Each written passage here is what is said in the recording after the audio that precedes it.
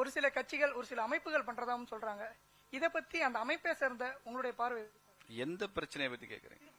அது வெளிப்படையா சொல்ல வேண்டிய இதுக்கு இவ்வளவு ரகசியமா சொல்றீங்க. ஒரு குறிப்பிட்ட பிரச்சனை இல்ல.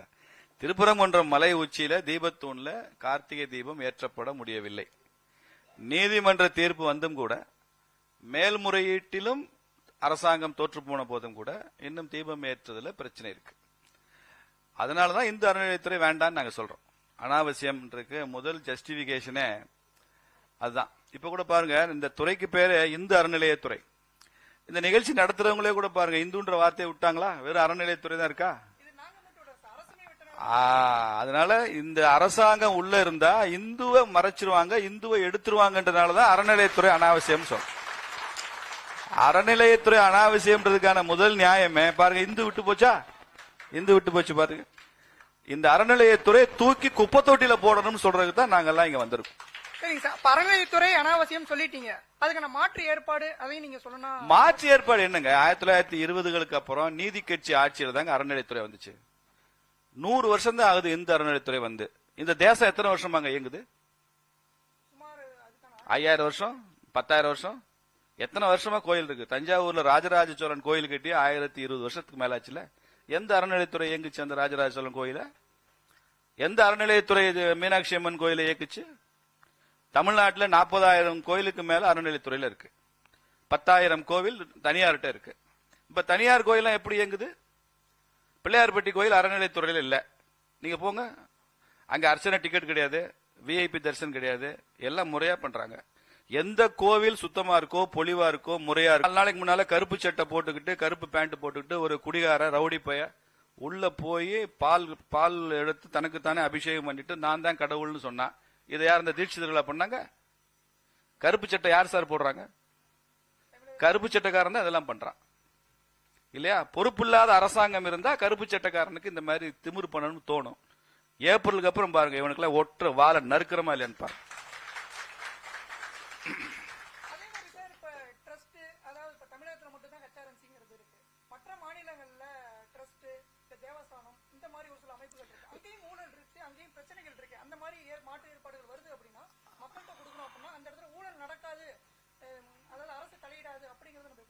ஊழலின் ஊற்றுக்கண்ணே அரசாங்கம் தானே.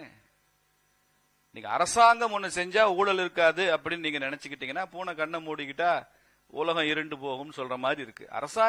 அரசாங்கம் நடக்கிற இயங்குறதே ஊழல்ல தான். இதுல எப்படி நீங்க ஊழல் அரசாங்கம் நடத்தினா எப்படி ஊழல் வராதுன்னு சொல்றீங்க? தனியார் நடத்தினா ஊழல் இருக்காது, சில முறைகேடுகள் வேணா இருக்கும், அது சரி செய்யுங்க. எங்க பாயிண்ட் என்னன்னா, 100 வருஷம் தான் ஆகுது அறநிலையத்துறை வந்து. அதற்கு முன்னால் அறநிலையத்துறைன்ற கான்செப்டே இல்ல. கோவில் நல்லா தான் இயங்கி கொண்டிருந்தது. நீங்க இந்து ஆலயங்களை கேப்சர் பண்ணணும்னு நினைச்சீங்க. இப்ப நான் கேட்கிறேன், முஸ்லீம் மசூதியில ஊழல் இல்லையா? கிறிஸ்டின் சர்ச்சில எல்லாம் ஊழல் நடக்கலையா? முறைகேடு நடக்கலையா? உள்ள நுழைஞ்சு பாருங்களேன், பொண்ணி பாருங்க. ஏன் இந்து கோயில்லாம் மாத்திரம் ஏன் வர்றீங்க? அப்போ இது இந்து ஊழல்ல இந்து ஊழல், முஸ்லீம் ஊழல், கிறிஸ்டின் ஊழல் இருக்கா? ஊழல்ல மதம் இருக்கா சார்? இல்ல இல்ல. அப்ப அங்கேயும் போக மாட்டேங்கிறீங்க, இங்கே வர்றீங்க. போனா அங்கேயும் போங்க, வராட்டி இங்கேயும் வராதிங்க. இது செக்குலர் கவர்மெண்ட் கான்ஸ்டிடியூஷன்ல அறிவிச்சாச்சு. சமயசார்பற்ற அரசாங்கம் அறிவிச்சாச்சு. சமயசார்பற்ற அரசாங்கம்னா நீங்க எப்படி கிறிஸ்தவ தேவாலயங்களை கிறிஸ்தவர்கள் நடத்துகிறார்களோ, முஸ்லீம்கள் தங்கள் சொத்துக்களை வக்ஃப் போர்டுன்னு வச்சிருக்காங்க, ஜமாத்னு வச்சிருக்காங்க, மசூதிகள் அவங்க கண்ட்ரோல்ல இருக்கோ, இந்து கோயில் இந்துக்கள் கண்ட்ரோல்ல இருக்குன்னு சொல்றோம். அங்க எப்படி அரசாங்கத்திற்கு வேலை இல்லையோ இங்கேயும் அரசாங்கத்திற்கு வேலை இல்லைன்னு சொல்றோம். இல்ல என்ன உங்களுக்கு பிரச்சனை? இல்ல, மற்ற மாநிலங்கள்லயும் அரசாங்கத்துக்கான பங்கு இருக்கு. அதாவது மற்ற மாநிலம், இப்ப நீங்க சொல்றவுடைய கருத்துப்படின்னு பார்த்தோம் அப்படின்னா, மற்ற மாநிலங்கள்ல அரசு வந்து அங்க காவலாளியா இருக்கு, இங்க வந்து முதலாளியா இருக்கு அப்படிங்கிற. நிச்சயமா தான் கவர்மெண்ட் ஒரு ஃபெசிலிட்டேட்டரா இருக்கணுங்க, கண்ட்ரோலரா இருக்கக்கூடாது. கண்ட்ரோல் பண்றது வேற, ஃபெசிலிட்டேட் பண்றது வேற. ஃபெசிலிட்டி நீங்க திருப்பதி கோயிலுக்கு போனீங்கன்னா அரசாங்கம் தான் அந்த தேவஸ்தான போர்டுக்கு சேர்மன் அரசாங்கம் தான் நியமிக்கும், ஆந்திர அரசாங்கம் தான் நியமிக்கும். ஆனா கோவில் நடைமுறைகள் அரசாங்கம் தலையிடாது, கோயில் பூஜைகள்ல தலையிடாது, ஆகம விதிகள்ல தலையிடாது. அங்கே போய் தெலுங்குல தான் நான் அர்ச்சனை பண்ணுவேன் அரசாங்கம் போர்டு வைக்காது. எந்த மாநிலத்துல எந்த கோயில்ல? ஆந்திரால போனா தெலுங்குல தான் அர்ச்சனை பண்ணணும், கேரளா வந்தா மலையாளத்துல தான் அர்ச்சனை பண்ணணும், கர்நாடகத்துல போனா கன்னடத்துல தான் அர்ச்சனை. அப்படியேதான் இருக்கா? உங்க அரசியலுக்கு கோவிலை பயன்படுத்துறீங்கல்ல, இது எவ்வளவு பெரிய அக்கிரமம். கோவிலுங்கிறது அரசியல் செய்யற இடமா? பக்தர்கள் விரும்புனா அவன் எந்த மொழியிலையும் பேசிட்டு போறான். உங்களுக்கு என்ன வந்துச்சு? கடவுளோட பேசுறதுக்கு மொழியே தேவையில்லைங்க, மொழியே தேவையில்லை கடவுளுக்கு. உணர்வு உணர்வு இருந்தா போதும். மனசுல நினைச்ச நினைப்பே கடவுளுக்கு புரியும்ல, அதானே பிரார்த்தனைன்றது. நீங்க உங்க அரசியலை கொண்டு வரீங்க, உங்க சமத்துவத்தை உங்க கட்சியில எல்லாம் நிலைநாட்ட மாட்டீங்க. கோயில்ல வந்து நிலைநாட்டுறதுக்கு தான் கோவில் இருக்கா? இதை கேக்குன்னா இதை வகுப்புவாதிம்பீங்க. வகுப்புவாதி நாங்க வேணா பச்சை குத்திட்டு கூட வர்றோங்க. கோயிலை விட்டு அரசாங்கம் வெளியில போகணும், இந்து ஆலயங்களில் அரசாங்கத்திற்கு இடமில்லை. அந்த முடிவை சீக்கிரமா எடுக்கணும். வரக்கூடிய தேர்தல் அறிக்கையில பாரதிய ஜனதா கட்சியில நாங்கள் ஆட்சிக்கு வரும்போது, ஆட்சி அதிகாரத்தில் இருக்கும்போது இந்து அறநிலையத்துறை என்பது முற்றிலும் ஒழிக்கப்படும் என்று நாங்கள் தேர்தல் வாக்குறுதியில சொல்லுவோம். ஒழிக்கப்படும் அப்படின்னா சார் அதுக்கான மாற்று ஏற்படும், முழு திட்டம் வேணும்ல. நம்ம ஒழிக்கிறோம் அப்படின்னா தூக்கி நம்ம மக்களுக்கு சாதாரணமா கொடுத்துட முடியாது. கொடுங்க, என்ன பிரச்சனை கொடுக்குற? என்ன அப்படி கொடுக்குறோம் அப்படின்னா இப்ப வந்து இப்ப சாதாரண நீங்க வெள்ளக்காரன் என்ன பண்ணா தெரியுமா? ஒரு காலத்துல நம்ம வந்து பூரண சுயராஜ்யம் கேட்கிறப்ப, முழு விடுதலை கேட்கிறப்ப, நான் விடுதலை கொடுக்க தயாரா இருக்கேன், சுதந்திரம் கொடுக்கறேன். நான் யார்கிட்ட கொடுக்கறது? இந்தியர்கள் யாருக்கு அதுக்கு தகுதி இருக்கு, யாருக்கு அந்த பக்குவம் இருக்கு? நாங்க இருக்கிறதுனால தானே ஆட்சி நடக்குது, உங்களால ஆட்சி செய்ய முடியாதுன்னு சொன்னா இப்ப என்னாச்சு? 75 வருஷத்துல என்னாச்சு? 75 வருஷத்துல இன்னைக்கு நரேந்திர மோடி மாதிரி ஒரு அற்புதமான பிரதமர் வந்து நமக்கு கிடைக்கலையா? இதெல்லாம் சால்ஜாப்புங்க. நீங்க கோவில்களை நீங்க ஒண்ணு பண்ணுங்க, மற்ற ஊர்கள் எல்லாம் போர்டு தானே இருக்கு. கண்டிப்பா இப்ப நீங்க கேரளா போனீங்கன்னா தேவசம் போர்டு தான் இருக்கு. தேவசம் போர்டுக்கும் கேரளா கவர்மெண்ட்டுக்கு சம்பந்தம் இருக்கா? குருவாயூரப்பன் கோயிலையோ சபரிமலை கோயிலையோ அரசாங்கம் தலையிடுதா? அங்கே வந்து அந்த நம்பூதிரி இருக்கிறாரு, அந்த அந்த அந்த பூஜை முறைகள் செய்யற முறைகள் இருக்குது, அதன்படிதான் அவங்க பண்றாங்க. அந்த ஆகம நடைமுறைகள்ல கேரளா மார்க்சிஸ்ட் அரசாங்கம் வந்தால் தலையிடுறது இல்ல.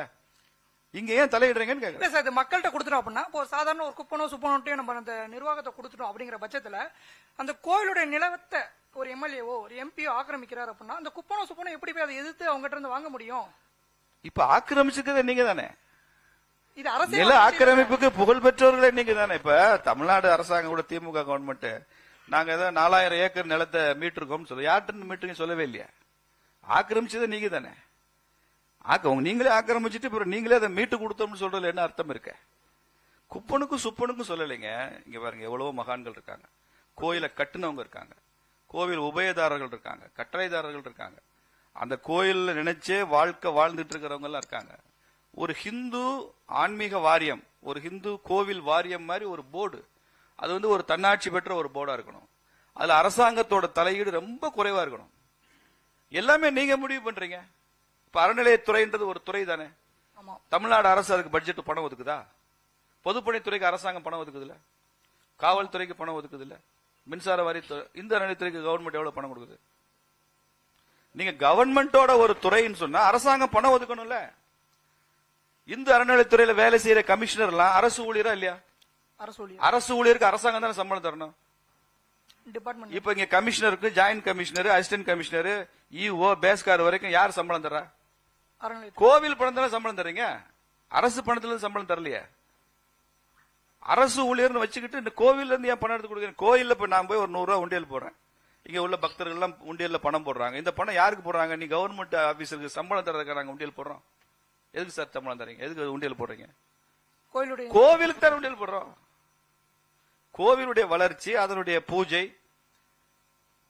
அது தொடர்ந்து நடந்து கொண்டிருக்கிறது. அங்கே வந்து ஒரு ஓதுவார் இருப்பாரு, அங்கே ஒரு நாதஸ்வர வித்வான் இருப்பாரு, அங்கே அர்ச்சகர் இருப்பாரு, இவர்களது நலன்கள், இதுக்கு தானே உண்டியல்ல பணம் போடுறோம். கவர்மெண்ட் உள்ள இத்தனை அரசு அதிகாரிகள் உள்ள என்ன வேலை? நல்ல வேலை HRNC-ல இன்னும் நல்ல அதிகாரி நிறைய பேர் இருக்காங்க. அவங்களால கொஞ்சம் கொஞ்சம் இந்த சிஸ்டம் காப்பாற்றப்படுது. இது முழுக்க அரசியல்ல விட்டுட்டீங்கன்னா எவ்வளவு மோசமா போய் யோசிச்சு பாருங்க. நீங்க அரசாங்கத்தினுடைய வருமானத்தை, உண்டியல் கோவில் வருமானத்திலங்க நீங்க 40% பணியாளர்களுக்கான சம்பளம், அந்த ஓவர் ஹெட் எக்ஸ்பெண்டிச்சர்ஸ் வச்சுக்கலாம். என்னை விட வக்கீல் நல்லா சொல்வார். மிச்சம் ஒரு 30% பணம் அந்த கோவில், திருவிழா, உற்சவம் இதுக்காக செலவழிக்கணும்னு நாம்ஸ் இருக்கு. இன்னொரு 15-20% அந்த கோயிலுக்கான பிக்சட் டெபாசிட்ல வைக்கணும்னு இருக்கு. இப்ப மீனாட்சி அம்மன் கோயிலுக்கு ஒரு வருஷத்துக்கு 100 கோடி ரூபாய் நிகர வருமானம் வருது அப்படின்னா, மீனாட்சி அம்மன் கோயில்ல 40 கோடி ரூபாய்க்கு திருவிழா, உற்சவம், பூஜைகளுக்காக செலவழிக்கிறாங்களா? என்ன சார், யாராவது சொல்லுங்க. 40 கோடி ரூபாய்க்கு ஒரு வருஷம் செலவழிக்கிறாங்களா திருவிழா, உற்சவம், பண்டிகைக்கு? அப்ப இந்த பணம் எல்லாம் எங்க போகுது? இந்த பணம் எல்லாம் பொதுமக்கள் தான் எல்லாம் பண்றாங்க.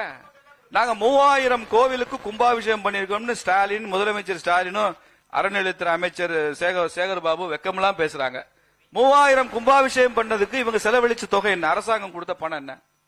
எல்லாமே கட்டளைதாரருங்க. பெயிண்ட் ஒருத்தன் அடிக்கிறான், தேர் புதுசா ஒருத்தன் தேர் வாங்கி கொடுக்கறான் கோயிலுக்கு, அந்த வேதம் மந்திரம் சொல்றதுக்குன்னு யாகசாலைக்குன்னு செலவு ஒருத்தன் பொறுப்பேற்றுக்கிறான், அன்னதானத்துக்கு ஒருத்தன் பொறுப்பேற்றுக்கிறான், மக்கள் கொடுக்கறான். அதுக்கு பெர்மிஷன் வாங்குறதுக்கு இவன் லோன்னு அடையணும். எங்க ஊர் கோயில நான் கும்பாபிஷேகம் பண்ணணும்னா அது HRNC இருந்தா எங்க கோயில நான் கும்பாபிஷேகம் பண்ணிக்கணும் 1 வருஷத்துக்கு அலைஞ்சாதான் அனுமதி கடிதமே வாங்க முடியும். அதுக்கப்புறம் எந்த உபயதாரர் கட்டளைதாரர் படமோ அங்க அந்த இடத்துல கல்வெட்டுல அதுல போடவே கூடாது. நான் ஒரு பக்கத்துல உசிலம்பட்டி பக்கத்துல சிந்துப்பட்டின்னு ஒரு கிராமம், அந்த ஊர்ல ஒரு பெரிய பெருமாள் கோயில் கட்டியிருக்காங்க. இப்பதான் கும்பாபிஷேகம் பண்ணிருக்காங்க, 2-3 கோடி ரூபாய் செலவழிச்சு கும்பாபிஷேகம் பண்ணிருக்காங்க. போனா தேரே பிரமாதமா இருக்கு. 40 லட்சம் ரூபாய்க்கு ஒருத்தர் தேர் வாங்கி கொடுத்திருக்காரு கோயிலுக்கு. அந்த தேரோட டிசைனே அற்புதமா இருக்கு. ஒருத்தர் பெயிண்ட் அடிச்சிருக்காரு, என்னென்னமோ பண்ணிருக்காங்க. ஒவ்வொருத்தரும் ஒரு 5 லட்சம் 10 லட்சம் கொடுத்திருக்காங்க, பணம் கொடுத்திருக்காங்க.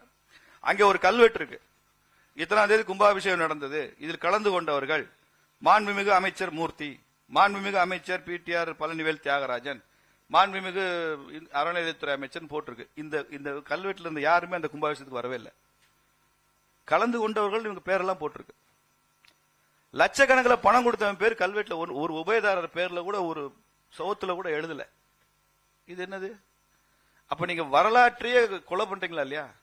இன்னொரு 10 வருஷம் கழிச்சு இவங்க எல்லாம் சேர்ந்து அந்த கும்பாபிஷேகத்தை நடத்தினாங்கன்னு மக்கள் நினைப்பான். அடுத்த தலைமுறை அப்படித்தான் நினைக்கும். செஞ்சவன் பேரே இல்ல, அந்த நிகழ்ச்சியில கலந்துக்காதவங்க பேர்லாம் இருக்குல்ல. அரசாங்கம் கோவில்ல போய் பண்ற அட்டூழியத்துக்கு அளவு இருக்கா இல்லையா? பொதுப்பணித்துறை அரசாங்கம் நடத்தலாங்க. மதுரையில் இருக்கிற பொதுப்பணித்துறை அலுவலகத்துல கட்டினது யாரு? யார் கட்டினா? அரசாங்கம். மதுரையில் இருக்கிற நீதிமன்றத்தை கட்டினது யாரு? அரசாங்கம் இல்லையா? காவல் நிலையத்தை கட்டினது யாரு? அரசாங்கம். அரசு கட்டடம் கட்டுது, அரசு நிலம் ஒதுக்குது, அரசு அதுல போய் இருக்கலாம், கோலோச்சலாம், நிர்வாகம் பண்ணலாம். மீனாட்சி அம்மன் கோயில் கட்டினது யாரு? பாண்டிய மன்னர்கள். மக்கள்ங்க. பாண்டிய மன்னர் கட்டினா பாண்டிய மன்னர் கூலி கொடுத்தா கட்டினாரு? தமிழ்நாட்டில் கட்டப்பட்ட 40,000 கோயிலுக்கும் கூலி கொடுத்து சம்பளம் கொடுத்து கொத்தனார் ஆசாரிகளை சம்பளம் கொடுத்து கட்டியிருந்தா எந்த பெரிய மன்னனா இருந்தாலும் ஆட்சியே திவாலா இருக்கும். மீனாட்சி அம்மன் கோயிலை இப்ப நீங்க ஸ்ட்ரக்சர் போட்டு ஒரு வேல்யூ கொடுத்து வேல்யூ போட்டு 2000 கோடி ரூபாய் ஆகும் இன்னைக்கு. அந்த மாதிரி ஒரு கோயில் கட்டணும்னா 20 கோடி ரூபாய்க்கு மூச்சு திணறிட்டு உட்காந்துருக்கீங்க ஒரு அரசாங்கம். மக்கள் தங்கள் உழைப்பையும் ரத்தத்தையும் வியர்வையும் சிந்தி கட்டிய கோவில்கள் தான் இந்து கோவில்கள். 40,000 கோயில். இந்த கிரெடிட் நான் மன்னருக்கு கொடுக்க மாட்டேன். மன்னர் அதை ஃபெசிலிட்டேட் பண்ணார், அவ்வளவுதான். 80 டன் இடங்க ராஜராஜ சோழன் கட்டின அந்த கோவில் மேல அந்த ஒரே கல்லான அந்த டவர் மேல இருக்குல்ல, 80 டன். 80 டன் என்ன அர்த்தம்? 80,000 கிலோ. எப்படி ஏத்துனா அந்த கோவில் உச்சியில கோபுரத்துல? எப்படி ஏத்துற? மன்னர் ஏத்திட்டாரா ராஜராஜ சோழன்? இல்ல ஜீம்பூம்பானும் ஏறிடுச்சா? மக்கள் எத்தனை 5 கிலோமீட்டருக்கு சாரம் போட்டிருக்கான், யானைகளை கட்டி கொண்டு வந்து இழுத்திருக்கான், அவ்வளவு தூரத்துக்கு பிரிட்ஜ் மாதிரி ரேம்ப் போட்டிருக்கான். அப்பதான் அந்த டன் அங்க போய் மேல ஏறும். மக்கள் உழைப்பு எல்லாம் இதுக்குள்ள சம்பளம் கொடுத்துருவார் ராஜராஜ சோழன். இங்க திருமல் நாயக்கர் மீனாட்சி அம்மன் கோயிலுக்கு சம்பளம் கொடுத்தா கட்டினாரு. மக்களுடைய அர்ப்பணிப்பு, ஈடுபாடு, பக்தி, அவனுக்கு இருந்த உணர்வு, இதுதான் உருவாச்சு. அரசாங்கம் கட்டுனதுல அரசாங்கம் நீங்க போய் உள்ள பூந்துக்குங்க. மக்கள் கட்டிய கோவில்களில் மக்கள் தான் அதை நிர்வகிக்க வேண்டும் என்று முடிவு பண்ணு. நீங்க ஏன் போறீங்க? உங்களுக்கு என்ன வேலைங்க? பெசிலிட்டேட்டரா போங்க. நான் இன்னும் நான் மறுக்கவே இல்லை. நாளைக்கு பிஜேபி ஆட்சி வந்தாலும் கோவில்கள்ல அரசாங்கம் பெசிலிட்டேட்டரா இருக்கும். பிஜேபி HRNC மினிஸ்டர் பெசிலிட்டேட் பண்ணுவாரு. அவர் நீதிமன்ற தீர்ப்பு கொடுக்கிற வரைக்கும் பிஜேபி அறநிலையத்துறை அமைச்சர் காத்திருக்க மாட்டாரு. கார்த்திகை தீபம் மலை உச்சியில தீபத்தூண்ல கோர்ட்டு சொல்லி ஏத்தன அவசியம் இல்ல. பிஜேபி கவர்மெண்ட் வந்தா கார்த்திகை அன்னைக்கு அங்க தீபம் எரியும். கோர்ட் எதிர்த்தாலும் தீபம் எரியும், எரிக்க கூடாதுன்னு சொன்னாலும் தீபம் எரியும். இதெல்லாம் தலையிடுறதுக்கு யாருக்கு அதிகாரம் கிடையாதுங்க. இதெல்லாம் பாரம்பரியமா வந்தது. கோவில்கள் மேல நமது நாட்டில் எவ்வளவு ஒரு சென்டிமெண்டோட இருந்திருக்கிறாங்க. மருது பாண்டியர்களை பிடிக்கவே முடியல, தெரியுமா உங்களுக்கு? எப்படி பிடிச்சாங்க? நீ வராட்டி காளையார் கோயில பீரங்கி வச்சு தகர்த்துறோம்னா கோவிலை காப்பாத்துறதுக்காக வந்து சரணடைஞ்சாங்க, தூக்குல தொங்குனாங்க. உண்டா இல்லையா? கண்டிப்பா. நீங்க பாஞ்சாலங்குறிச்சி போனீங்கன்னா அந்த பாஞ்சாலங்குறிச்சி கோட்டையை சுத்தி சுவர் சித்திரங்கள் எழுதியிருப்பாங்க. நீங்க பல பேர் அதெல்லாம் வாசிச்செல்லாம் பாக்குறது இல்ல. இங்க உள்ள ஆடியன்ஸ் சொல்ல போய் வாசிச்சு பாருங்க. அதுல எழுதியிருப்பான், வீரபாண்டிய கட்டபொம்மன் மிகப்பெரிய முருக பக்தன். இங்க இருந்து 2 கிலோமீட்டருக்கு ஒரு தடவை மணி அடிக்கிற சிஸ்டம் வச்சிருந்தான். திருச்செந்தூர் கோவில்ல காலையில பூஜை முடிந்த பிறகுதான் அந்த மணிச்சத்தம் 2 கிலோமீட்டர் அப்படியே ரிலே ரேஸ் மாதிரி வந்ததுக்கு அப்புறம் தான் பாஞ்சாலங்குறிச்சியில் கட்டபொம்மன் உணவு அருந்துவான்னு அந்த சுவர் சித்திரத்துல எழுதியிருக்கு. புரியுதா? நீங்க மதுரை மேயர் சாப்பிடுறதுக்கும் மதுரை மீனாட்சி அம்மன் கோயில பூஜைக்கு ஏதாவது சம்பந்தம் இருக்கா? ஏதாவது சம்பந்தம் இருக்கா? மீனாட்சி அம்மன் கோயிலே சாப்பிட முடியலன்னு கவலைப்படுறவங்க தான் மேயரா இருக்காங்க. என்ன சொல்லிட்டு எவ்வளவு அர்ப்பணிப்போட இருக்காங்க. ராஜராஜ சோழனுடைய கல்வெட்டுலங்க அதுல எழுதியிருக்கிற தெளிவா அந்த கோவிலுடைய தலைமை ஸ்தபதி, அந்த தலைமை ஸ்தபதி இருக்கார்ல அவரு, அந்த கோயிலுடைய தலைமை அர்ச்சகர், இந்த 2 பேருக்கு மன்னர் சம்பளம் தர மாட்டாரு. மற்ற பணியாளர்களுக்கெல்லாம் மன்னர் சம்பளம் கொடுப்பாரு. இந்த 2 பேருக்கு ராஜராஜ சோழன் எழுதியிருக்கான், இந்த 2 பேரும் எனது பணியாளர்கள் இல்ல, இவங்க சிவபெருமானுடைய பணியாளர்கள், அதனால அவங்களுக்கு கோவில் உண்டியல் இருந்தா சம்பளம் தருவோம், மற்ற பணியாளர்களுக்கெல்லாம் எனது கஜானால இருந்து சம்பளம் போகும் எழுதியிருக்கிறார். அவங்க மன்னன் சொல்வதை தலைமை சிற்பியும் தலைமை அர்ச்சகரும் கேட்க வேண்டியதில்லை. அவர்கள் கடவுளுக்குத்தான் கட்டுப்பட்டவர்கள், மன்னனுக்கு கட்டுப்பட்டவங்க இல்ல. எவ்வளவு அற்புதமான சிஸ்டம்லாம் உருவாக்கி இருக்காங்க. ராஜராஜ சோழன் கல்வெட்டை போய் படிக்க சொல்லுங்க உங்க ஸ்டாலின் ஐயாவை, சேகர் பாபு போய் படிக்க சொல்லுங்க, அப்போ ஏதாவது விளங்குதான்னு பார்ப்போம். இப்ப அறநிலைத்துறை ஊழல் நீங்களே சொல்லிட்டீங்க சார், பொதுப்பணித்துறையிலும் ஊழல் இருக்கு. இப்ப பொதுப்பணித்துறையில ஊழல் இருக்கு ரெண்டு வகையா பிரிச்சுங்க சார். ஒண்ணு ஊழல் இருக்கு அதனால அறநிலைத்துறை வேண்டாம் நான் சொல்லவில்லை. ஊழலே இல்ல, அரசாங்கம் அப்படியே பத்திரமா தங்கமா இருக்கு, அற்புதமா நடத்துதுன்னா கூட கோவில்கள்ல அரசாங்கத்திற்கு வேலை இல்லைங்கிறது தான் எங்க கருத்து. கோவிலுக்கு உனக்கு என்ன சம்பந்தம்? ஊழலே இல்லைன்னா நீ உள்ள வரக்கூடாதுன்றதுதான். கோவில் விஷயங்களை தலையிடுறதுக்கு உன் சமூக நீதி கொள்கையெல்லாம் பயன்படுத்துறதுக்கு அதை எக்ஸ்பெரிமெண்ட் பண்ணி பாக்குறதுக்கான இடம் இது இல்ல. அது செய்யாதீங்க, தப்பு, தெய்வ குத்தம் ஆயிரும். இப்படி பண்ணக்கூடாது. நீங்க பாம்பேல போங்க, சித்தி விநாயகர் கோயில் இருக்கு. மும்பை போயிருக்கீங்களா? சித்தி விநாயகர் கோயில் அரசாங்கமா நிர்வகிக்குது? பளிங்கு மாதிரி இருக்கு, அப்படி பளிங்கு மாதிரி இருக்கு. இந்த ஒரு சினிமால வடிவேலு சொல்லுவாரு, துபாயில ரோடெல்லாம் அப்படியே ரோட்லயே சாதம் போட்டு சாம்பார் ஊத்தி சாப்பிடலாம் பாருல, அந்த மாதிரி கோவிலுக்கு நான் காமிக்கவா இந்தியா பூரா? ஒரு கோயில் கூட தமிழ்நாட்டில் கிடையாது. டெல்லியில சுவாமிநாராயணன் டெம்பிள் போயிருக்கீங்களா? அரசாங்கம் நிர்ணயிக்குது. தாஜ்மஹால் சொல்றீங்க, உலக அதிசயம் சுவாமிநாராயண் கோயில் தான், தாஜ்மஹால் இல்ல. அவ்வளவு பிரம்மாண்டமான கோயில். நீ குழந்தைகள்லாம் கூட்டிட்டு போனீங்கன்னா ஒரு செகண்ட் கையை விட்டு விலகிட்டாங்கன்னா அவங்க எங்க இருக்காங்கன்னு கண்டுபிடிக்க முடியாது. அவ்வளவு சிற்பங்கள், அவ்வளவு தூண்கள், அவ்வளவு அழகு, எங்கேயோ போயிட்டாங்கன்னா கண்டுபிடிக்க முடியாது. அரசாங்கமா நடத்துது, பக்தர்கள் தான் நடத்துறாங்க. என்ன பிரச்சனை இங்க உங்களுக்கு? திருப்பதி தேவஸ்தானம் நடக்குது, குருவாயூர் தேவசம் போர்டு நடத்துது. கேரளாவினுடைய கோவில்கள் அரசாங்கத்துக்கு பெரிய சம்பந்தம் இல்ல.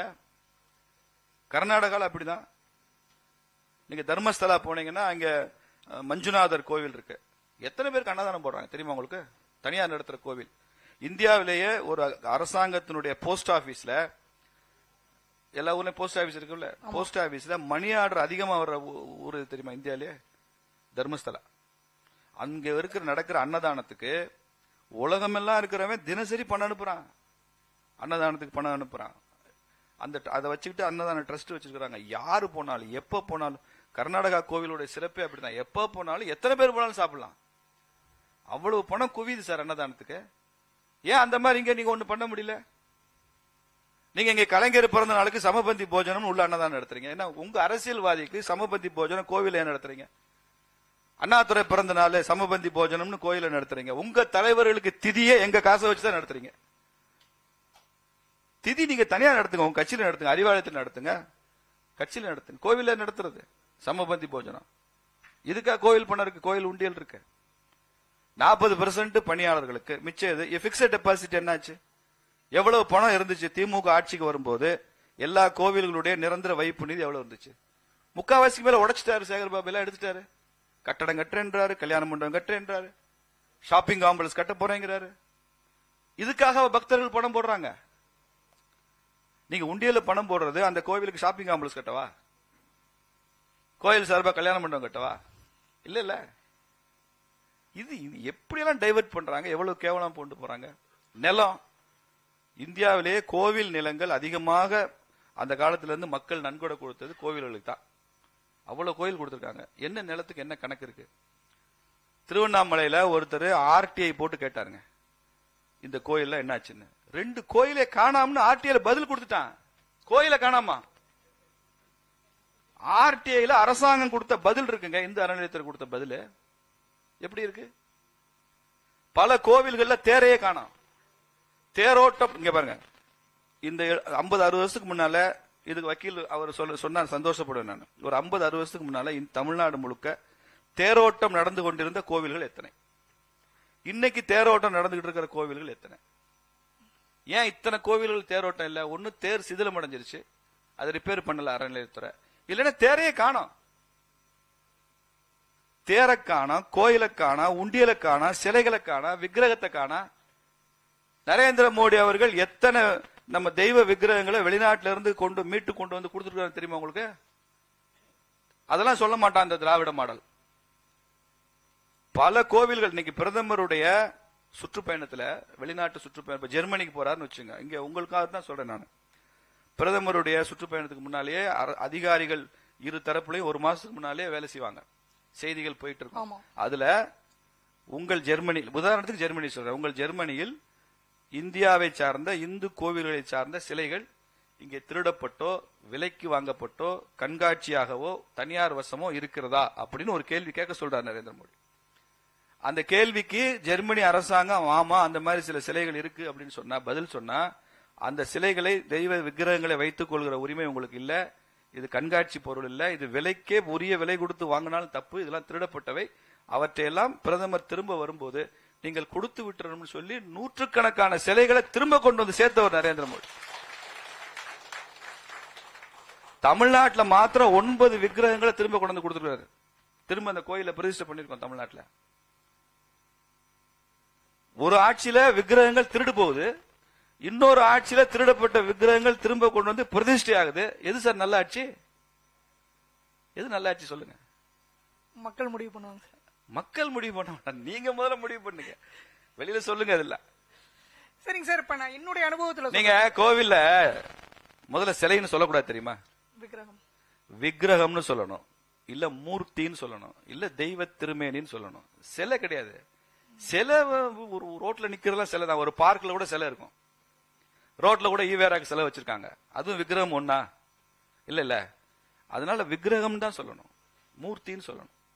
நான் ஒருத்தட்ட கேட்டேன், ஒரு சித்தர் மாதிரி இருப்பார், அவர்கிட்ட கேட்டேன், இது என்ன சார் பெரிய அக்கிரமமா இருக்குது, சிலை தடுப்பு பிரிவு, சிலை திருட்டு தடுப்பு இப்படிலாம் பேசுறாங்க, சிலைன்னு சொல்லலாமா விக்கிரகங்கள்னு கேட்டேன். அவர் சொன்னா, இது எவ்வளவோ பரவாயில்லைங்க, கோவில்ல ஸ்டாக் எடுப்பாங்க, HRNC ரெக்கார்ட்ஸ்ல எத்தனை விக்கிரகங்கள் இருக்குன்னு ஸ்டாக் எடுப்பாங்க, ஸ்டாக் எடுக்கிற அந்த ரெஜிஸ்டர் நீங்க வாங்கி பாருங்க, உருப்படின்னு எழுதி வச்சிருப்பான்றார். உருப்படின்னு எழுதி வச்சிருப்பான். எத? விநாயகர் விக்கிரகம் உருப்படி, முருகனுடைய வேலு உருப்படி, அங்கே மணி ஆற்றி பூஜை பண்றோம்ல அது வந்து உருப்படி. உருப்படாத ஆட்சி, உருப்படாத அறநிலையத்துறை, அதுக்காக ஒரு விவாதம். என்னுடைய அனுபவத்துல நான் கேட்கறேன் சார். இப்ப நான் சமீபத்துல ராமர் கோயிலுக்கு போயிருந்தேன். என் கூட வந்த பையன் கொஞ்சம் அமைதியா தான் வந்தான், உள்ள என்ட்ராகிற வரைக்கும் கொஞ்சம் அமைதியா வந்தான். உள்ள என்ட்ரானதுக்கு அப்புறம் அந்த ஜெய் ஸ்ரீராமோட கோஷம் இருக்குல்ல, அந்த 2 ஃப்ளோரும் பயங்கரம் அதிர அளவுக்கு என்னுடைய கோஷம் இருந்துச்சு. நான் வெளியே வந்ததுக்கு அப்புறம் வா என்ன எனர்ஜி அப்படின்னு சொல்லி அந்த பையன்கிட்ட கேட்கறேன். அதுக்கு அந்த பையன் சொன்ன பதில் வந்து, இது என்னுடைய ரத்தத்துல ஊர்னது அப்படிங்கிறான். அதே மாதிரி இங்க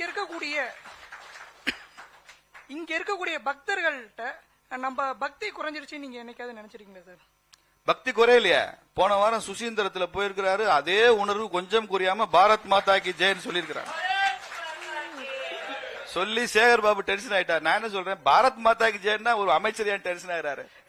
இந்திய தாய் வாழ்கன்னு அர்த்தம், அதுக்கு ஏன் டென்ஷன் ஆகிறாரு? உங்களுக்கு அறிவு இருக்கா அது இருக்கான்னு கண்டவன்ட்டு பேசுறாரு. அவர் சாப்பிடுறதெல்லாம் நீ சாப்பிட்டான்னு கேட்கிறாரு. இல்ல பாரத் மாதா ஜெய், அதாவது கோவில்ல சொல்ல வேண்டிய கோஷமான்னு சொல்லி அவர்களும் அதை கேட்கறாங்களே. கோவில் தான் சொல்லணும். பாரத அன்னை வந்து என்ன சொல்லிருக்காரு, பாரதியார் என்ன சொல்லிருக்காரு, பாரத அன்னை தான் தெய்வம் சொல்லிருக்காரு. விவேகானந்தர் 50 வருஷத்துக்கு எல்லா சாமிக்கும் ரிட்டையர்மெண்ட் கொடுத்துருங்க, ரெஸ்ட் கொடுங்க, பாரத அன்னை மாத்திரம் தான் உங்களுக்கு தெய்வமா இருக்குன்னு சொல்லியிருக்கிறார்ல. பாரதியாருடைய வந்தே மாதரம் பாட்டுல வரும், ஆலயம் தோறும் பொலிவுற விளங்கும் தெய்வ சிலையெல்லாம் தேவி இங்கு நூறுவேன்னு பாடுறான் பாரதி. பாரத மாதா தான் தெய்வமே, வேற தெய்வம் கிடையாது. மத்த எல்லாமே அதுக்கு சப்சிடி தெய்வங்கள் தான். பாரத மாதா தான் தெய்வம். அதனால சேகர் பாபு இனிமே தமிழ்நாட்டு எந்த கோயிலுக்கு வந்தாலும் பிஜேபி காரெல்லாம் அங்க இருந்தாங்கன்னா பாரத் மாதா சொல்லிதான் வரவேற்போம். இல்ல இது கோரிக்கையா இல்ல உத்தரவா சார்? கோரிக்கை இல்லைங்க, நான் கோரிக்கை சொல்ற இடத்துல அவங்க இருக்காங்க, என்னை விட அவங்க அதிகமா சத்தம் போடுறாங்க. ஒரு சில மக்கள் உங்கள்ட்ட கேள்வி கேட்கணும் நாங்க சார், கேட்கலாமா? கேட்கலாம்.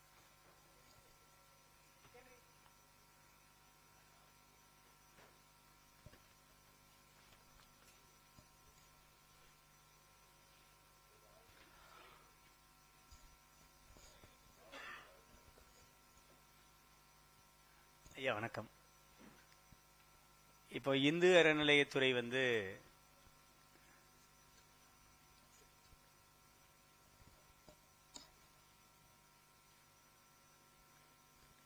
கார்த்திகை தீபம் ஏத்தணுன்றது இந்துக்களோட வேண்டுகோள்.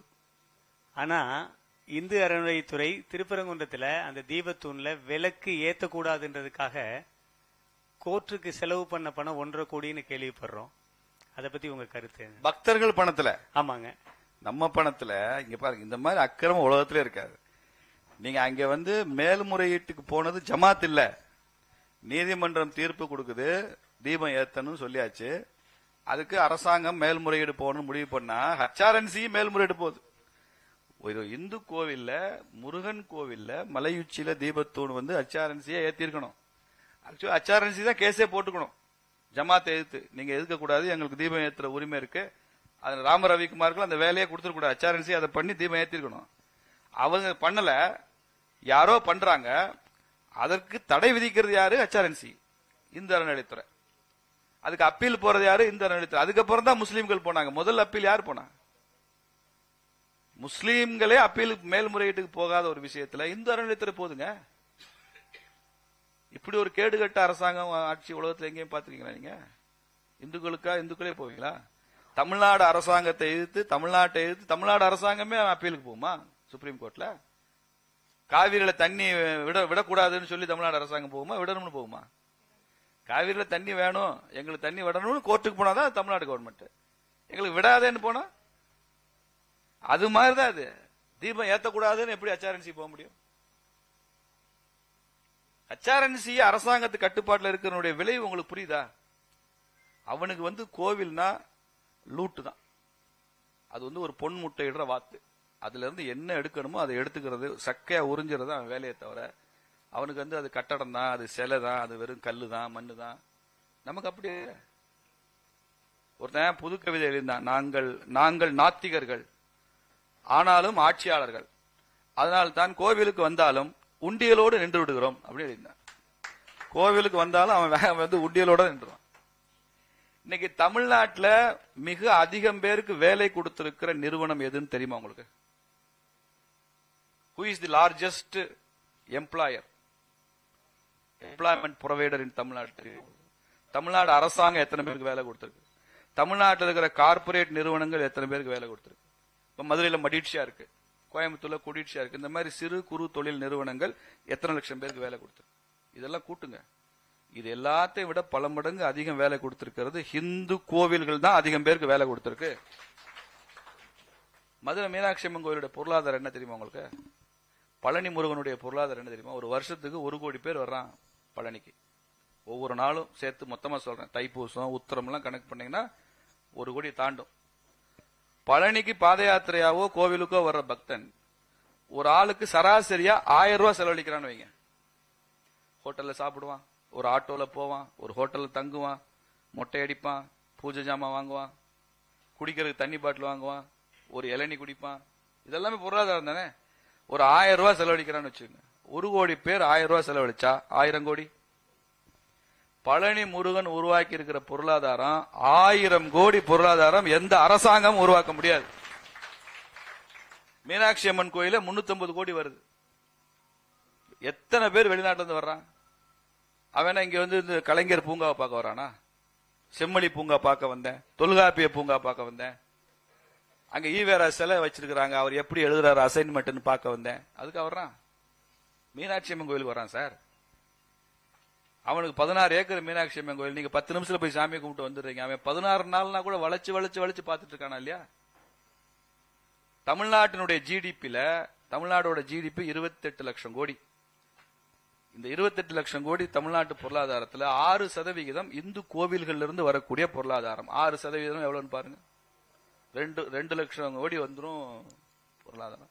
அப்ப உங்க ஜிடிபிலேயே 6% கோவில்கள் கொடுக்கிற வருமானத்தை பத்தி, அந்த கோவில்களை பத்தி இவ்வளவு கேவலமா நினைக்கிறீங்க. கோயில் கூடாதுன்னு நினைக்கிறீங்க, இந்த ஆன்மீகம் கூடாதுன்னு நினைக்கிறீங்க, இந்த மரபுகளை தான் அழிச்சிடணும்னு நினைக்கிறீங்க. இது என்ன நான்சென்ஸ்? உங்களால இவ்வளவு கோயில்களை கட்ட முடியுமா? அதை நிர்வகிக்க முடியுமா? மீனாட்சி அம்மன் கோயில ஒரு சின்ன கிராக் விழுந்துருச்சு திமுக ஆட்சியில. திமுக ஆட்சியே கிராக் தான், ஆட்சியில கொஞ்சம் கிராக் வந்துச்சு. உங்களால சரி செய்ய முடியலையே. ராம எந்த காலேஜ்ல இன்ஜினியரிங் காலேஜ் படிச்சான்? சேது சமுத்திரத்துல சேது பாலம் போட்டான்னு கருணாநிதி கேட்டார்ல இல்லையா? நீங்க சொல்ற இந்த ஆர்கிடெக்சர் வர்றதுக்கு முன்னால, நீங்க சொல்ற ஸ்ட்ரக்சரல் இன்ஜினியரிங் வர்றதுக்கு முன்னால, நவீன பொறியியல் கல்லூரியில வர்றதுக்கு முன்னால கட்டினதான மீனாட்சி அம்மன் கோயில். அவன் எப்படி கட்டினா? அதுல ஒரு கிராக் வந்துருச்சு. நீங்க ஐஐடி மும்பைல இருந்து கூப்பிட்டு வர்றீங்க, ஐஐடி மெட்ராஸ்ல இருந்து கூப்பிட்டு வந்து ஸ்ட்ரக்சரல் இன்ஜினியர்ஸ் வச்சு அதை எப்படி சரி செய்யலாம்னு பாக்குறீங்க? எவ்வளவு எக்ஸ்பர்ட் கமிட்டி வந்தாங்க. மதுரைக்கு சொல்றேன், 3 வருஷத்துக்கு முன்னால. சரி செய்ய முடியல. ஏதோ பற்றி பேட்சப் தானே பண்ணீங்க. ஒரு கிராக்க சரி செய்ய முடியல உங்களால. ராமன் இன்ஜினியரிங் படிச்சானான்னு கேக்குறீங்க. அப்ப இந்த கோவில்களை பத்தி எவ்வளவு எதிர்மறையான அனுபவத்தோடு இருக்கிறீங்க. நீங்க முருகனை சார் 1000 கோடி ரூபாய் பொருளாதாரத்தை உருவாக்கி வச்சிருக்கிறார். நீங்க அவர் முருகனா கடவுளா பாக்காதீங்க. ஸ்டாலினுக்கு வேணா அவர் கடவுளா தெரிய வேணா. ஒரு 1000 கோடி கம்பெனியுடைய எம்டியா பாருங்க, managing director Murugapperuman, MD of 1000 crore கம்பெனி. அப்படி பாருங்க. என்ன எம்டினா கழுத்துல டை கட்டிருப்பாரு, இவர் இடுப்புல கட்டிருக்காரு நம்ம முருகன். அவ்வளவுதான் வித்தியாசம்.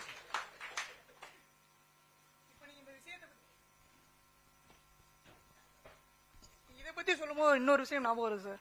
யூபி அரசாங்கம் அந்த மகா கும்பமேளாவுக்கு எவ்வளவு செலவு பண்ணாங்க, எவ்வளவு அதுல இருந்து வருமானம் வந்துச்சு அப்படிங்கறது நீங்களே சர்ச் பண்ணி பாருங்க. நீங்க அயோத்தி சொல்றீங்கல்ல, ஆமா, அயோத்தியில வெளிநாட்டு மூலதனம், அயோத்தி கோயில் கட்டினதுக்கு அப்புறம், அயோத்தி ஆன்மீகம் பிரச்சனை, நீதிமன்ற தீர்ப்பு அதெல்லாம் விட்டுருங்க, இந்துத்துவா, ஜெய் ஸ்ரீராம் எல்லாம் விட்டுருங்க ஒரு பக்கம். 32,000 கோடி ரூபாய் முதலீடு வந்திருக்கு அயோத்தியில. அயோத்தியில சர்வதேச விமான நிலையம் வந்து, அயோத்திக்கு இன்னொரு 15 வருஷம் கழிச்சு எவ்வளவு டூரிஸ்ட் வருவாங்க, பில்கிரிம்ஸ் வருவாங்கன்னு ஒரு கணக்கு. அதுக்கான ஹோட்டல், அதுக்கான ஷாப்பிங் மால், அதுக்கான ஹாஸ்பிட்டல், அதுக்கான இன்ஃப்ராஸ்ட்ரக்சர். 32,000 கோடி ரூபாய் ஒரு கோயில் கட்டினதுனால ஒரு சின்ன கிராமத்துக்கு மூலதனம் வருதுன்னா, நீங்க திருப்பரங்குன்றத்தையும் அயோத்தியாவாக மாற்றினால் இவ்வளவு பெரிய பெருமை நமக்கு வரத்தான் செய்யும். வரும்ல. இது அயோத்தியாக மாற்ற முயற்சிக்கிறார்கள். அயோத்தியாவை நாங்க பதட்டத்துல கலவரத்தை உருவாக்க விரும்பல. அயோத்தி மாதிரி வளர்ச்சி பொருளாதாரத்துல இது அயோத்தி மாதிரி உருவாக்கத்தான் நாங்க நினைக்கிறோம். நிச்சயம் பண்ணுவாங்கல்ல. எவ்வளவு பெரிய பொருளாதாரம் இது. ஒவ்வொரு கோயிலும் ஒரு 2 வருஷத்துக்கு முன்னால ஒரு பத்திரிகையில செய்திங்க, தாயமங்கலம் கோயில்ல இந்த முடி காணிக்க செலுத்துறாங்கல்ல, தலைமுடி, அதெல்லாம் சாக்குல கட்டி கட்டி வச்சிருக்கான். மறுநாள் வந்து பத்திரிகையில் நான் செய்தி வாசிக்கிறேன், தாயமங்கலம் கோவிலில் அந்த சாக்குகளில் கட்டப்பட்டிருந்த தலைமுடி திருடு போய்விட்டது, திருடு போச்சு அப்படின்னு போட்டுட்டு கீழே போட்டிருக்கான். அதனுடைய மதிப்பு 50 லட்சம் ரூபாய் இருக்கும் என்று கருதப்படுகிறது. ஒரு தாயமங்கலம் மாதிரி சின்ன கோவில்ல முடிக்கு வந்து இன்டர்நேஷனல் டிமாண்ட் தெரியுமா உங்களுக்கு? மனித முடியில நிறைய கெமிக்கல்ஸ் தயார் பண்ணலாம். அது பெண்களுடைய முடியில எல்லாம் நீளமான மாடர்ன் விக்கில் அதெல்லாம் தயார் பண்றாங்க. பெண்கள் முடி காணிக்க கொடுத்தா அதுக்கு பெரிய வேல்யூ அதிகம். அவ்வளவு கெமிக்கல்ஸ்ல இருக்கு.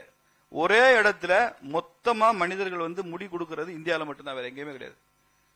நீங்க எல்லா நாட்டிலையும் சலூன்ல போய் முடியெல்லாம் கலெக்ட் பண்ணா கூட இப்படி டன்னா ஒரு இடத்துல கலெக்ட் பண்ண முடியாது.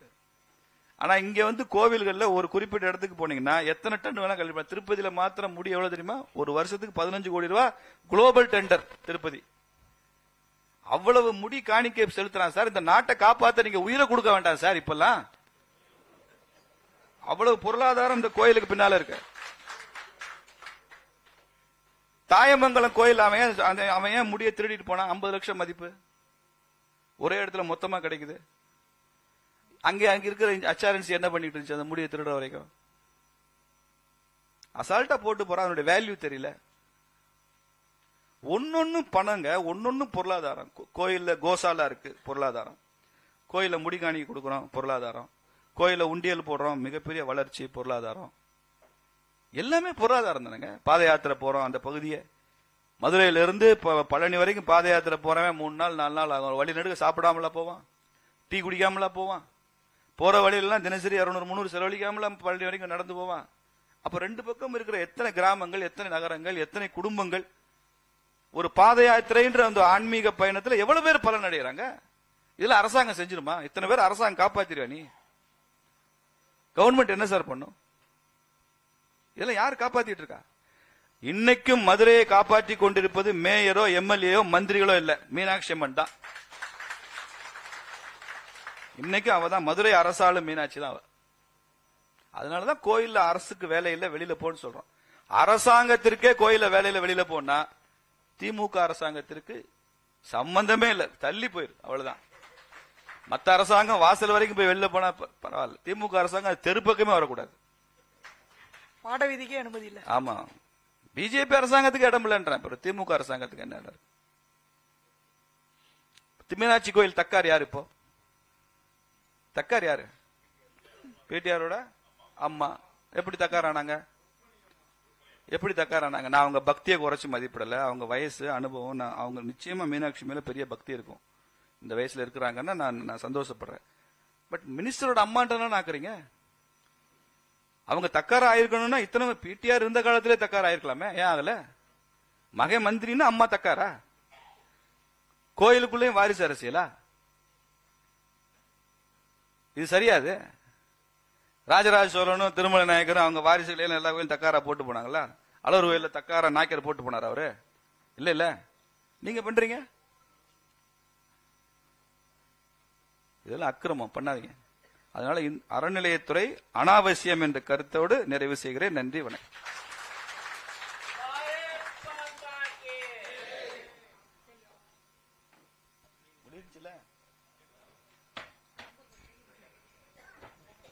திண்டுக்கல் போகணும்பா.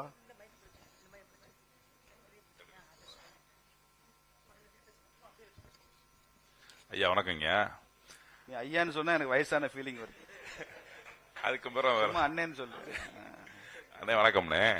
இப்ப HRNCல வந்து மாற்று மதத்துக்காரவங்க வேலை பார்க்கறாங்க. இது வந்து பல காலமாகவே அவங்க ஹிந்துக்கள்ன்ற அடையாள பேரை மட்டும் வச்சுக்கிட்டு அவங்க வேற மதத்துக்கு மாறி அவங்க உள்ள ஒர்க் பண்ண அந்த வேலை பார்க்கறதுனால அங்க இருக்கு நடக்கக்கூடிய ஆகம விதிகள்லாம் நிறைய பாதிக்கப்படுது. இது பத்தி தங்களுடைய கருத்தும் அடுத்து இன்னொன்னு கூட சேர்த்து கேட்டேன். நம்ம அறநிலையத்துறை அமைச்சரா இருக்கக்கூடிய சேகர் பாபு சொல்றாரு, தமிழகத்தை வந்து அயோத்தியா மாத்த நீங்க முயற்சிக்கிறீங்களான்னு. உண்மையிலே அயோத்தியானா என்ன ஆகும்? அயோத்தி மாதிரி இங்க ஒரு புண்ணியஸ்தலம் மாதிரி திருப்பன்ற உருவாகுமா உருவாகாதா? அதையும் அயோத்தி தான் எவ்வளவு உயரத்துல போயிருச்சுன்னு சொல்லிட்டேன். 32,000 கோடிக்கு மூலதனம் வந்திருக்கு, முதலீடு வந்திருக்கு, வெளிநாட்டு முதலீடு அயோத்தி மட்டுமே வந்திருக்கு. அதனால அயோத்தி மாதிரி ஆகணும்ன்றத நம்ம ஆசை.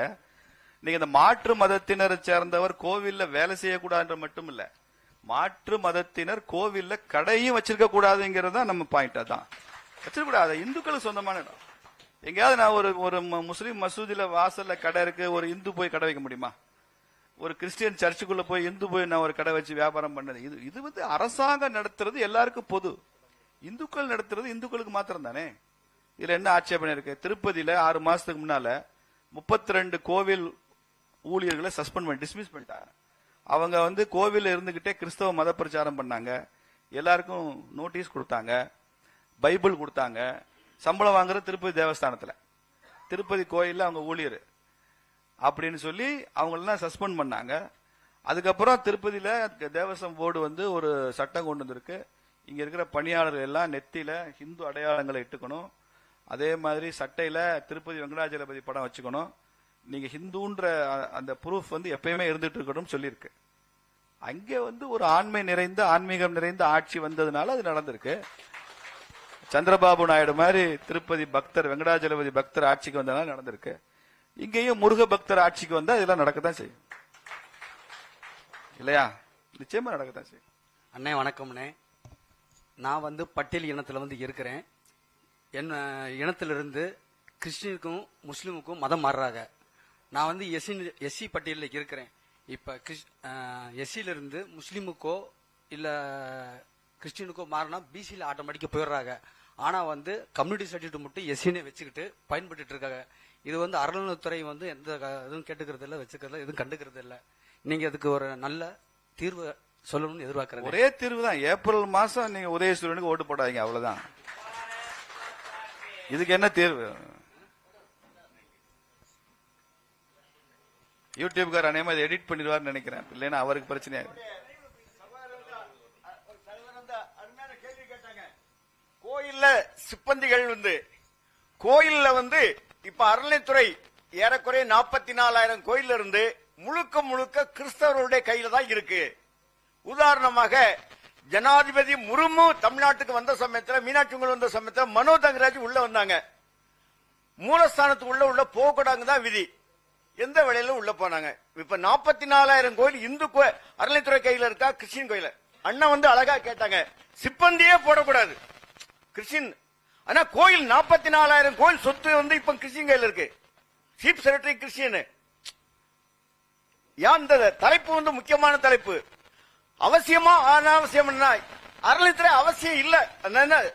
மனோ தங்கராஜ் வந்துட்டு போனது சுசீந்திரம், அல்லோலியா பாபு, இவந்த மனோ தங்கராஜ் அவங்க தேர பிடிச்சிருக்காங்க. ஆகம விதி அவங்க புறம்பானது. எந்த வகையில் என்ன கேள்வி இல்லைங்க. உங்கள் கருத்தை இந்த அவை அப்படியே ஏற்றுக்கொள்கிறது. எல்லாம் கைத்தட்டி ஏத்துக்கலாம், அவ்வளவுதான். இல்ல ஜி, நீங்க சொல்றது அப்படியே ஏத்துக்கிறேன். விளக்கம் அண்ணே வணக்கம் அண்ணே. என்னுடைய பெயர் ஆர் மணிகண்டன். நான் வந்து கேமராமேன் போட்டோகிராஃபரா இருக்கேன். பல்வேறு கோயில் நிகழ்ச்சிகள் திருமண விழாக்கள்ல புகைப்படம் எடுக்கிறதுக்காக நான் போயிருக்கேன். அங்க போனா எல்லா இடத்துலயும் சிசிடிவி கேமரா வச்சிருக்காங்க. ஆனா பெண்கள் அந்த டிரெஸ் உடை மாற்றுவதற்காக எந்த இடத்துலயும் ஒரு ரூம் கூட எந்த கோவிலுமே ஏற்பாடு செய்யவில்லை. ஆனா அங்க இருக்க சிசிடிவி கேமரால குறிப்பிட்ட பேர் அதை தவறா பயன்படுத்துற மாதிரி தெரியுது சார். நானும் அளவு கோயில் மற்ற கோயில்களில் போய் கேட்டிருக்கேன், சொல்லியிருக்கேன். சொல்லி எந்த பிரயோஜனம் எந்த நடவடிக்கையுமே எடுக்கலைங்க. நீங்க காவல் நிலையத்துல ஒரு புகார் கொடுங்க. எந்த மாவட்டம்? நான் மதுரை மாவட்டம், மதுரை மாங்குளம் அலோரை பக்கத்தில் மணிகண்டன் சார். அவ்வளவுதான். சிவலிங்கத்தை வச்சு ஒரு ஆர்ப்பாட்டம் போடுங்க. சரிங்க சார். ஏன்னா அவங்க வந்து சிசிடிவி கேமராவில் பெண்கள் உடை மாத்துறத புரியுது. ரொம்ப விளக்க வேண்டாம், புரியுது. சரிங்க சார். காவல் நிலையத்துல புகார் கொடுங்க. மகளிர் ஆணையத்துக்கு எழுதி அனுப்புங்க. சரிங்க சார். அது ஒரு இஷ்யூவா எழுதுங்க. பத்திரிகையில சமூக ஊடகங்களை அதை வெளியிடுங்க. நிச்சயமா தொடர முடியாது. இதெல்லாம் நம்ம ஸ்ட்ராங் ப்ரொடெஸ்ட் நிறுத்திடலாம். சரிங்க. நீங்க ரியாக்ட் பண்ணணும், அவ்வளவுதான். கண்டிப்பா கண்டிப்பா. எனக்கு அந்த வழிமுறைகள் பண்றதுக்கான ஆள் வந்து எப்போதும் மாவட்ட தலைவர் தொடர்பு கொள்ளும். சரி, ஓகே, நன்றிங்க சார். அண்ணே, இன்னைக்கு அறநிலையத்துறை சொத்துக்கள் பூராமே மாற்று மதத்தினர் கையில இருக்கு. கோயிலுக்கு சொந்தமான தோப்புகள், இடங்கள், இது பூராமே மாற்று மதத்தினர் இன்னைக்கு வரைக்கும் வச்சுக்கிட்டு இருக்காங்க. இதுக்கு உண்டான தீர்வு என்னங்கய்யா? தீர்வு வந்து உடனடி தீர்வு இல்ல, இப்போதைக்கு இல்ல. ஆனா இதை நீங்க அரசு கவனத்துக்கு கொண்டு வரணும். பொது வெளியில இதை பகிரணும். ஆதாரங்களோட சொல்லணும். இந்த இடத்துல இத்தனை ஏக்கர் இந்த பொசிஷன்ல இருக்கு அப்படின்னு நீங்க ஆதாரங்களோட சொன்னீங்கன்னா, அதை தயார் பண்ணி கொடுத்தீங்கன்னா நம்ம பிஜேபி கட்சி சார்பாவோ இந்து முன்னணி சார்பாவோ நம்ம இதை ஒரு வழக்காவே கொண்டு போகலாம், நீதிமன்றத்துக்கு போகலாம். அதெல்லாம் வெக்கேட் பண்ணி கொடுத்து திருப்பி கோயிலுக்கு கொண்டு வரணும்னு சொல்லலாம். ஐயா வணக்கம். நமது திருப்பரங்குன்றம் சார்பில் இருக்கக்கூடிய சார்ந்த கிராமங்கள் 48 கிராமங்கள், முகாம கிராமங்கள். ஆதி காலத்தில் வந்து 48 கிராம பொதுமக்களும் தேரை இழுத்து கொண்டு வந்து நிலைக்கு நிறுத்துவது கிராமத்தினுடைய கடமைகளாக இருந்தது. தற்போது மக்களுடைய இன்றைய கேள்வி, நமது திருப்பரங்குன்றம் கோவில் 1931ஆம் ஆண்டு பிரிட்டிஷ் ஆட்சி காலத்தில் முன்பே திருப்பரங்குன்றம் கோயிலுக்குத்தான் சொந்தம் என ஒரு தீர்ப்பு இருக்கின்ற அந்த தீர்ப்பின் அடிப்படையில் நீதிமன்றத்தை அணுகிறோம். நீதிமன்றம் என்ன சொல்லுது? 5,72,000 சதுர அடியும் கிரிவல பாதையோடு திருப்பரங்குன்றம் தேவஸ்தான கோயிலுக்கு சொந்தம் என்று சொல்லி தீர்ப்பு இருக்குது. அந்த தீர்ப்பின் அடிப்படையில் விலக்கு ஏத்தலாம் சொல்லி நீதிபதி ஐயா அவர்கள் வந்து ஒரு தீர்ப்பை கொடுக்கின்றார்கள். நமது கோயில் ஏற்றுவதற்கு அரசும் அரசியல்வாதிகளும் தடையாக இருந்து கொண்டிருக்கின்றார்கள். இது கிராம மக்களுக்கு புரியாத புதிராக இருக்கின்றது. இதுக்கான விளக்கங்கள் நமது நம்ம ஒரு 5 சென்டில் வீடு கட்டி இருக்கோம்னா நடு மையத்தில் வந்து ஒருத்தர் உட்காந்துக்கிட்டு எனக்குத்தான் இந்த சொத்து பாதி அப்படின்னு சொல்லி அறநிலையத்துறையினுடைய கட்டுப்பாட்டில் இருக்கவங்களே வந்து இஸ்லாமிய மதத்துக்கு சாதகமாக பயன்பட்டு கொண்டு அந்த வழக்கறிஞர்களும் இஸ்லாமிய மதத்துக்கு சாதகமாக பயன்பட்டு கொண்டும் நமது இந்து கோயிலுக்கு விரோதமாக செயல்படுகின்ற ஒரு காட்சியை கண்டுகிட்டு இருக்கோம். இது போக நமது கோயிலினுடைய மலையை தற்போது உள்ள சட்டத்துறை அமைச்சர் சொல்லுகின்றார், மயானத்துக்கு ஒப்பிட்டு பேசுறார். அப்படி பார்க்கும் பொழுது நமது மெரினா கடற்கரையில் வந்து மயானங்கள் 4 பேர் புதைச்சிருக்காங்க. அந்த மயானத்தை வந்து அரசு எடுக்கிறதுக்கான நடவடிக்கையை மாற்றுவதற்கான நடவடிக்கையை நமது வருங்காலங்களில் வர இருக்கக்கூடிய உங்க கேள்விக்கு எல்லாம் ஒரே பதில் தான் சார். உட்காருங்க ஒரு நிமிஷம். இன்னும் இந்த மாதிரி 100 பிரச்சனை 1000 பிரச்சனை சொல்லிட்டு போயிட்டே இருக்கலாங்க. வண்டியா பிரச்சனை இருக்கு. ஒவ்வொருத்தருக்கும் கையில மைக் கொடுத்தீங்கன்னா ஒவ்வொருத்தரும் 10 பிரச்சனையை சொல்லுவீங்க. இதுக்கு தீர்வு என்ன தெரியுமா? அரசியல்வாதி, குறிப்பா திமுக காரன்ட்ட நீ வாயத்தரனா திறக்க மாட்டான். மூக்க பிடிச்சா வாய திறப்பானா? புரியுதா? அவங்களுக்கு புரியுற நீதி, நேர்மை, தர்மம், கோவில், ஆன்மீகம், கார்த்திகை தீபம் எதுவுமே புரியாத ஒரு கூட்டம் தான் இந்த திமுக கூட்டம் எல்லாம். ஹிந்துவா ஓட்டு போடுங்க, அதுக்கப்புறம் எப்படி மாறுறான்னு பாருங்க. நம்ம என்ன நினைக்கிறோம், இந்துன்னா பொட்டு வச்சுக்கிறது நினைக்கிறோம். திருநீர் பூசிக்கிட்டா நான் இந்து, பொட்டு வச்சுக்கிட்டா நான் இந்து, அதுதான் இந்துவா வாழ்றதுன்னு அர்த்தம். நீ பொட்டு வச்சுக்கிட்டா இந்து இல்ல, ஓட்டு இந்துவா போட்டா தான் நீ இந்து. நீ பொட்டு வச்சுக்க வைக்காம போ, அது உன் பிரச்சனை. இந்து நினைச்சு போய் ஓட்டுக்கு போடு, அவ்வளவுதானே. எத்தனை எலெக்ஷன்ல ஓட்டு போட்டிருக்கீங்க? கட்சிக்கு ஓட்டு போட்டோம், தலைவர்களுக்கு ஓட்டு போட்டோம், டாஸ்மாக் சாராயத்துக்கு ஓட்டு போட்டோம், 500 ரூபாய் காசு வாங்கிட்டு ஓட்டு போட்டோம், நம்ம ஜாதிக்காரன்னு ஓட்டு போட்டோம், நம்ம ஊருக்காரன்னு ஓட்டு போட்டோம். இத்தனைக்குமா ஓட்டு போட்ட இந்துக்கள் இந்த தேர்தல்ல நான் இந்துன்னு நினைச்சு ஒரு ஓட்டு போடேன்னு கேட்கிறோம். இது என்ன பிரச்சனை உங்களுக்கு? அப்படி ஓட்டு போட ஆரம்பிச்சா எல்லாமே மாறும். இன்னைக்கு முக ஸ்டாலின் வச்சிருக்கிறவர் நடுவுல ரூ போட்டு முருகா ஸ்டாலின் பேரை மாத்திக்குவாரு. நீ இந்துவா ஓட்டு போட்டா அந்த மாற்றம் நடக்கும். நானும் இந்து தானேன்னு சொல்லுவாங்க, அப்படிதான் சொல்லுவாங்க இல்லையா? அதனால நீங்க ரம்ஜான் கஞ்சி குடிக்கிறீங்களேன்னு ஒரு தடவை கருணாநிதி கேட்கிறப்ப, இல்லையே நான் பழனி பஞ்சாமிர்தமும் சாப்பிட்டிருக்கேன்னு சொன்னாரு. ஏன்னா அந்த கம்பல்ஷன் உருவாச்சு அவருக்கு. திருவாரூர் தேன்குழலும் பழனி பஞ்சாமிர்தமும் நான் அறியாததான்னு சொன்னாரா இல்லையா கருணாநிதி? சொல்லுவார்ல. ஓட்டு போட்டீங்கன்னா வரும். நீங்க அதை பண்ணாம நீங்க போய் திமுக ஓட்டு போட்டு, காங்கிரஸுக்கு, விடுதலை சிறுத்தைகள், கம்யூனிஸ்டுக்கு ஓட்டு போட்டு, இன்னைக்கு பாருங்க மதுரையில வந்து மார்க்சிஸ்ட் கட்சி எம்பிக்கு தான் இங்க ஓட்டு போட்டோம். ஓட்டு போட்டீங்க, இங்க இருக்கிறவங்க நம்ம ஆடியன்ஸ், அதனால பிரச்சனை இல்லை, ஓட்டு போட்டீங்க. அவர் என்ன செய்யறாரு, இது கார்த்திகை தீபம் இல்ல கலவர தீபம்ங்கிறாரு. நீங்க எந்த எம்பிக்கு ஓட்டு போட்டீங்களோ அந்த எம்பி உங்க சென்டிமெண்ட்டை மதிச்சாரா?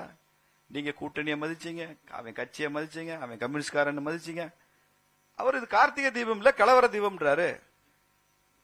இது கலவர தீபம்னு சொல்ற அந்த சக்தி அவருக்கு, அந்த எம்பவர்மெண்ட் எங்க இருந்து கிடைச்சது? நீங்களும் நானும் போட்ட ஓட்டுல இருந்து கிடைச்சது. அவர் எம்பி வெங்கடேசனா இல்லாம சாதாரண வெங்கடேசனா இருந்தா அதெல்லாம் பேச மாட்டார்ல. எம்பியா இருக்கனால பேசுறாரு, இந்துக்களுக்கு எதிராக பேசுறாரு. அந்த பவரை கொடுத்தது யாரு? யார் கொடுத்தா? இந்துக்கள். நாம தான் பவர் கொடுக்கறோம். அதை ஓட்டு போடுற இடத்துல விட்டுட்டு பரீட்சை எழுதுற நேரத்துல கோட்டை விட்டு தூக்கிடுறது, அப்புறம் உட்காந்து புத்தகத்தை எடுத்துட்டு முங்கிடுது. என்னத்தை முங்க போற?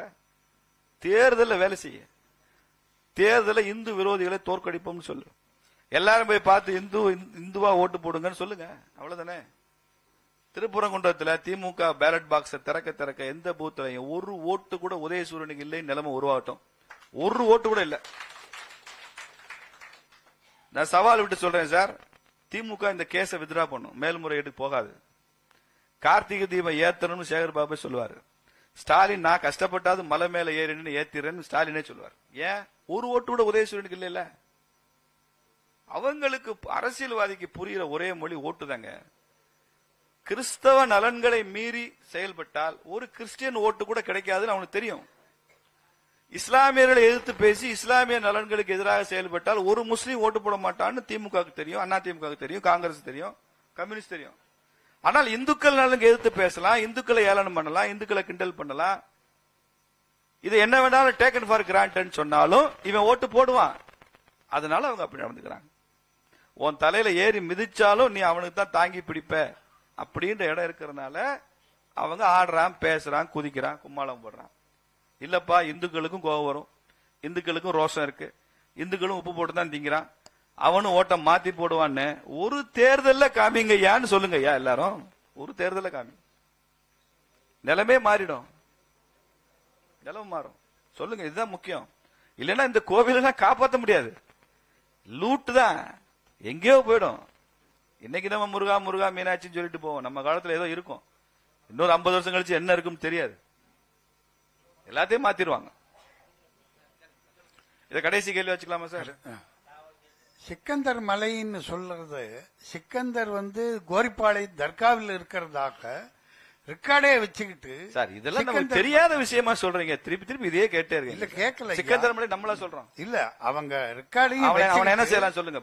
அவங்க ரெக்கார்டையும் வச்சு அதான் சார், இப்ப அவன் என்ன செய்யலாம், சிக்கந்தர் மலைன்னு சொல்றான், மார்க்சிஸ்ட் கட்சியோட மாநில செயலாளர் இது சிக்கந்தர் மலைங்கிறாரு, அவர் என்ன செய்யலாம் நீங்க சொல்லுங்க.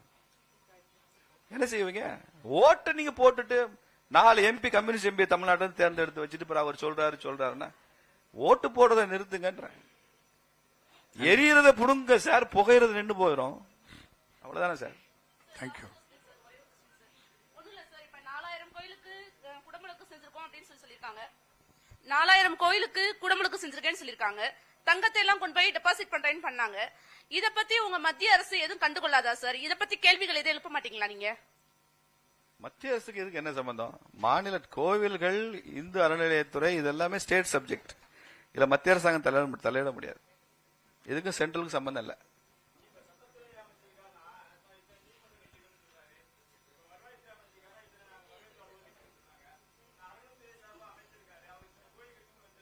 அதுக்கு பதிலா டிஆர் பாலு சொல்றாரு நான் இத்தனை கோயில் இடிச்சேன்னு சொல்றாரு.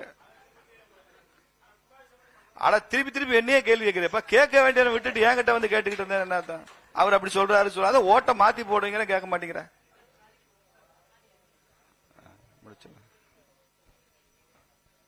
அரங்கம் அதிரும் வகையில் அதிரடியான கருத்துக்களை நம்மிடையே பகிர்ந்து கொண்ட பேராசிரியர் சீனிவாசன் அவர்களுக்கு நிகழ்ச்சி ஏற்பாட்டாளர்கள் சார்பாக நன்றியை தெரிவித்துக் கொள்கிறோம். நன்றி ஐயா.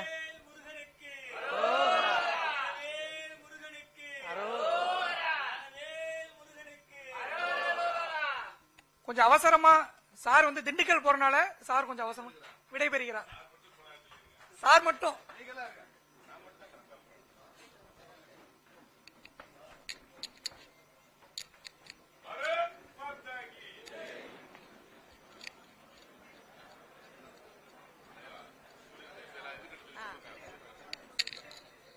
அனைவரும் அமைதியாக அமருமாறு அன்புடன் கேட்டுக்கொள்கிறோம்.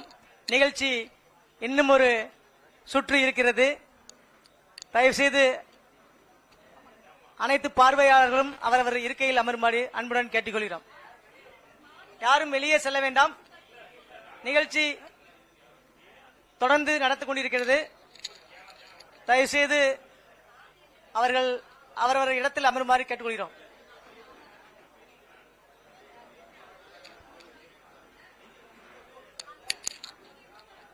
அடுத்த அமர்வாக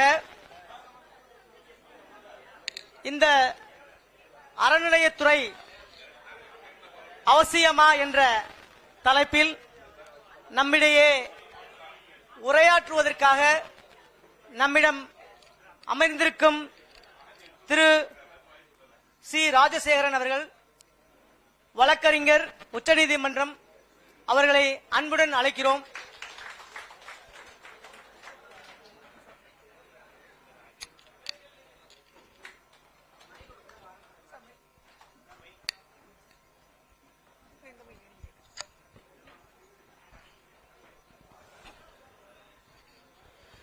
முதல் சுற்று நேயரா இருந்து நீங்க பாத்துருக்கீங்க சார். கொஞ்சம் எப்படி போயிருக்குங்கிறது உங்களுக்கு நல்லாவே தெரியும். மதுரை மக்கள் எந்த அளவுக்கு பேசுறாங்க அப்படிங்கிறது உங்களுக்கு நல்லாவே தெரியும். இந்த ஆன்மீக மண்ணில் அறநிலையத்துறை அவசியம் இல்லை அப்படின்னு சொல்லி இப்ப ஏற்கனவே ஒரு ப்ரொஃபசர் சீனிவாசன் அவர்கள் பேசிட்டு போயிட்டாரு. அவசியங்கிற தலைப்புல இப்ப நீங்க பேச வந்திருக்கீங்க. எதனால அவசியம் அப்படிங்கறத கொஞ்சம் முன்னாடி சொல்லிடலாமா சார்? அனைவருக்கும் வணக்கம். நான் சட்டப்படி எது இருக்குதோ அதை பேசத்தான் வந்திருக்கேன். எனக்கு அரசியல் கருத்தை தவிர்த்து அரசியல் பேசுவேன். பட் அரசியல் பேசுவதற்கு நான் இந்த கூட்டத்தை பயன்படுத்த மாட்டேன். அது என்னுடைய நோக்கம் அல்ல. அது within the purview of law தான் நான் சொல்வேன். நம்மளுடைய அரசியல் அமைப்பு சட்டம் ஆர்டிகல் 25 to 28 என்ன சொல்றதுன்னா, ஒவ்வொரு மதமும் அந்தந்த மதத்தின் கோட்பாடுகளை மக்கள் மன்றத்தில் அவர்கள் பிரீச், ப்ரொபகேட் அண்ட் பிராக்டிஸ் பண்ணலாம். இதுதான் நம்ம அரசியலமைப்பு சட்டம். அப்படி இருக்கும் பட்சத்தில் இந்து அறநிலையத்துறை இஸ் a ஸ்டேட் சப்ஜெக்ட். அவர் சொன்னது கரெக்ட், ஒத்துக்கிறேன். நான் இது ஒரு அனாலஜி தான், ஒரு கம்பாரிசன் தான் நான் பண்றேன். பாஜக தலைவர் தான் பேசிட்டு போனார். ஆனா எத்தனை பாஜக ஆளுகின்ற மாநிலத்தில் இந்து அறநிலையத்துறை இருக்குதா? யாருக்கா தெரியுமா? இருக்குதா? இருங்க